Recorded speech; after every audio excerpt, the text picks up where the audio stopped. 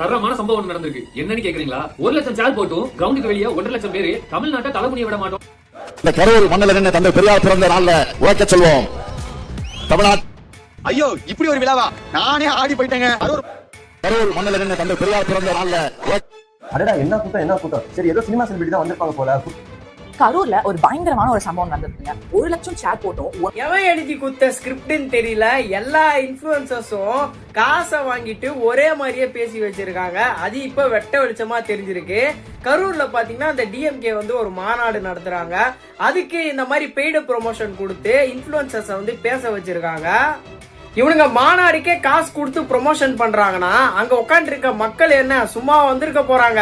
அவங்களையும் காசு கொடுத்து தான் கூப்பிட்டு வந்திருக்கானுங்க. இவ்வளவும் பண்ணியும் அந்த மாநாட்டுல மழை வருது. மழை வந்தவனே எங்களுக்கு எங்களுடைய உடம்பு தான் முக்கியம் அப்படின்னு சொல்லிட்டு நிறைய மக்கள் அதுல இருந்து போயிருக்காங்க. பாதி கூட்டம் தான் அந்த மாநாட்டிலேயே இருந்திருக்கு. இன்ஃபுளுசர்ஸ்லாம் பேச வச்சானுங்களே, அவனுங்கெல்லாம் லட்சக்கணக்கில் ஃபாலோவர்ஸ் வச்சிருக்கவனுங்க. அவனுங்க காசை வாங்கிட்டு இது மாதிரி ஒரு வேலை பண்ணி வச்சிருக்கானுங்க. இப்ப எல்லாமே வெட்ட வெளிச்சமா தெரிஞ்சிருக்கு. இவனுங்க மாநாடுக்கே காசை கொடுத்து இவ்வளவு பண்றானுங்கன்னா அப்ப எலெக்ஷனுக்கு என்னென்ன பண்ணுவானுங்க? நீங்க இத பத்தி என்ன நினைக்கிறீங்க அப்படின்னு சொல்லிட்டு உங்களுடைய கமெண்ட்ஸை கமெண்ட்ல சொல்லுங்க. நான் பேசுறது கரெக்டா இருந்தா கமெண்ட்ல கரெக்ட்னு போட்டு விடுங்க. மறக்காம நான் கொஞ்சம் ஃபாலோ பண்ணி கொஞ்சம் சப்போர்ட் பண்ணுங்க.